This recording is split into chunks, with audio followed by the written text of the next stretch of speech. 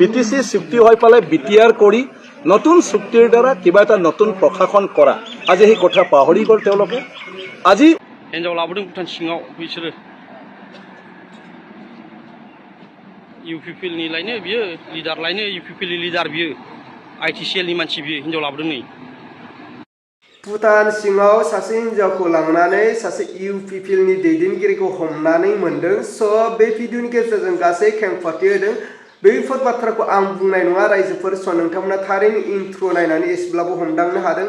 दिनै बिथांमोना बुंदों दे सासे UPPL नि दैदेनगिरि जानानै दिनै सासे हिन्जावखौ बे भुटानसिम लाबोनो लाजियासै आरो बेनोलायनो UPPL नि सासे दैदेनगिरि होननानै दिनै रोखा रोखा खेंफोरथि होदों बा बुंफ्रोदों। अब्ला रायजो आरो लोगो नोंथांमोन, फारसेथिं जोंहा बिस्वजित दैमारी सारा दिनै रोखा रोखा खेंफोरथि होफैदों आरो बे बाथ्राया मा, स' नोंथांमोना बे भिडिअनि गेजेरजों गासैखौबो फुल आपडेट नुलानो मोनगोन।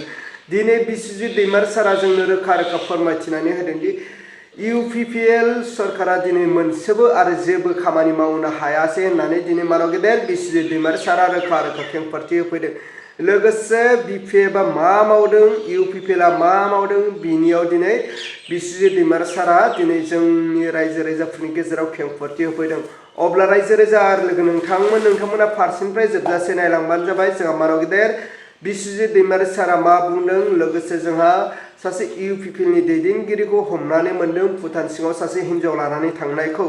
अब्ला रायजो राजा आरो लोगो नोंथांमोन, आंनि टपिकखौ आङो गोलाव खालामाजासे जोंहा मानाव गेदेर बिस्वजित दैमारी सारनि टपिकजों लोगोसे जाय UPPL नि सासे दैदेनगिरि होननाय आरो बे सुबुङा दिनै सासे हिन्जावसाखौ भुटान सिङाव लानानै थांनाय बिनि भिडिअ क्लिपखौ आङो स्क्रिनाव होगोन। स' नोंथांमोना फारसेनिफ्राय स्टेप बाय स्टेप नायलांबानो जाबाय। अब्ला रायजो राजा आरो लोगो नोंथांमोन, जोंहा मानाव गेदेर बिस्वजित दैमारी सारनि बिबुंथि लोगोसे सासे हमजानाय बिसोरनि आं क्लिपखौ आङो स्क्रिनाव होबाय। स' नोंथांमोना फारसेनिफ्राय जोबजासे नायलां आरो नोंथांमोना जोबजासे नायलांनायनि उनावसो नोंथांमोना जोबजासे फुल भिडिअखौ नायखांनानैसो नोंथांमोना कमेन्टनि गेजेरजों फोरमायहरबानो जाबाय थारैनो बिस्वजित दैमारी सारनि बुंनाय बाथ्राया बेसेबां सैथो आरो लोगोसे बे सासे हौवाया भुटान सिङाव सासे हिन्जावखौ लानानै थांनाय बिनि सायावबो नोंथांमोना कमेन्टनि गेजेरजों फोरमायहरनो हागोन। अब्ला रायजो राजा आरो लोगो नोंथांमोन, स' आङो भिडिअ क्लिपखौ आङो स्क्रिनाव होबाय। स' नोंथांमोना फारसेनिफ्राय नायलांदो। নাই তাতো চাওক BTCত কি হৈছে কি হোৱা নাই মই ভাবোঁ তেওঁলোকে সেইটো বিচাৰি চাব নালাগে। তেওঁলোকে BTCক ৰিজেক্ট কৰি পেলাই পৃথক ৰাজ্য আন্দোলন তেওঁলোকে কৰি আহিছিলে। তেওঁলোকে নামানে, BTCৰ ওপৰত বিশ্বাসে নাছিলে। তেওঁলোকৰ BTCৰ কোনটো আইনৰ কথাটো আজি কৈছে তেওঁলোকে সেই আইনটোৱেই নামানিছিলে। তেওঁলোকৰ কথাটো কি আছে, BTC চুক্তি হৈ পেলাই BTR কৰি নতুন চুক্তিৰ দ্বাৰা কিবা এটা নতুন প্ৰশাসন কৰা আজি সেই কথা পাহৰি গ'ল তেওঁলোকে। আজি 5 বছৰ হ'ল BTR চুক্তিৰ কোনো কথা নাই, কোনো ইমপ্লিমেণ্ট নাই। হাগ্ৰামা মহিলাৰী ডাঙৰীয়া BSc চুক্তি ৰিজেক্ট কৰিছিলে যে সেই BSc মোক নালাগে। BTC যেতিয়া একৰ্ড হৈছিল হাগ্ৰামাই কৈছিল BSCত কি হৈছে কি হোৱা নাই মোক একো নালাগে, মই BTC হিচাপে কৰি যাম। আৰু তেখেতে ইমপ্লিমেণ্টেশ্যনৰ কাৰণে লাগি গৈছিলে, কোনো ৰাজনীতিৰ কাৰণে নহয়। আৰু BTC চুক্তি ফেব্ৰুৱাৰীত চুক্তি কৰি পেলাই মে' মাহত ইমপ্লিমেণ্টেশ্যন হৈছিল। সাংবিধানিকভাৱে BTC বড়ো লেংগুৱেজ HCDL-ত CIT HRD মিনিষ্ট্ৰীয়ে ৰিকগনিশ্যন দিছিলে। ইয়াৰ পিছত আপোনাৰ ডিপ্ল'মা কৰ্চ আৰম্ভ কৰিছিলে। আপোনাৰ 3টা নতুন জিলা নটিফিকেশ্যন কৰিছিলে একৰ্ডত। তাৰপিছতে হাগ্ৰামা মহিলাই ডাঙৰীয়া 6 ডিচেম্বৰত তেওঁ চাৰেণ্ডাৰ কৰিছিল। কিন্তু আজি BTR চুক্তি জানুৱাৰীত হৈছে, আজি জুন হ'ল, কিন্তু একৰ্ড ইমপ্লিমেণ্টেশ্যন একো হোৱা নাই আৰু তেওঁলোকে একৰ্ড ইমপ্লিমেণ্টেশ্যনৰ কাৰণেও লগা নাই। তেওঁলোকে নিৰ্বাচনৰ কাৰণেহে লাগি আছে। গতিকে যোৱা কথা তুমি কিয় আন্দোলন কৰিছিলা, সেইটো নহয় বুলিটোহে আন্দোলন কৰিছা। BTCৰ কোনো নিয়ম নীতি তুমি পচন্দ নকৰে, BTCৰ চিষ্টেমটো তুমি পচন্দ নকৰে, BTCতে কিবা ভাল হ'ব বুলি তুমি বিশ্বাসে নকৰে।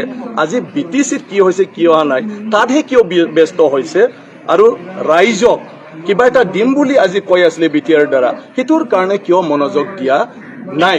BTCটো এইটো যদি ভাবিছিলে 2014 চনৰ পৰা পৃথক ৰাজ্যৰ আন্দোলন নকৰি 2005 পৰা বিভিন্ন ৰাজনৈতিক দলৰ লগত নাথাকি যদি BTC উন্নয়ন আৰু BTC একৰ্ড ইমপ্লিমেণ্টেশ্যনত যদি তেখেতসকলে লাগি আহিলে হয়, আজি সেই BTC কিমান সুন্দৰ হ'লে হয়।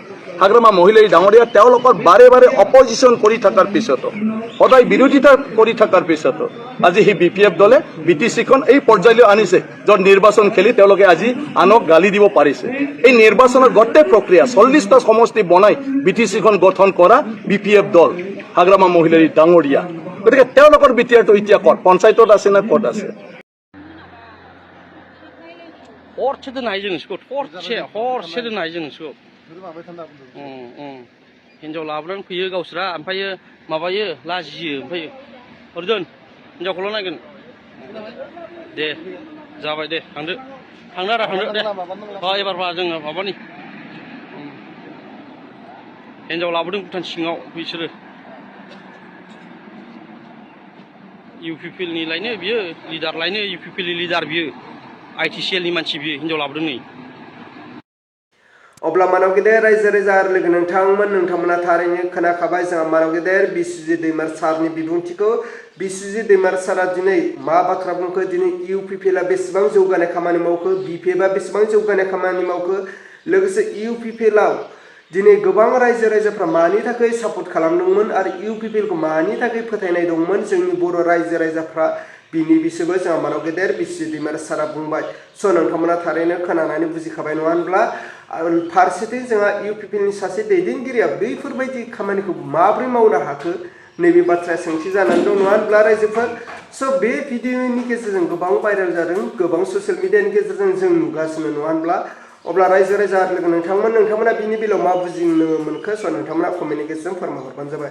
अब्ला आङो दिनैनि भिडिअखौ बेखिनियावनो फोजोबबाय। भिडिअखौ मोजां मोनदोंब्ला लाइक खालाम आरो चेनेलखौ मोजां मोनदोंब्ला साबस्क्राइब खालामनानै होबानो जाबाय।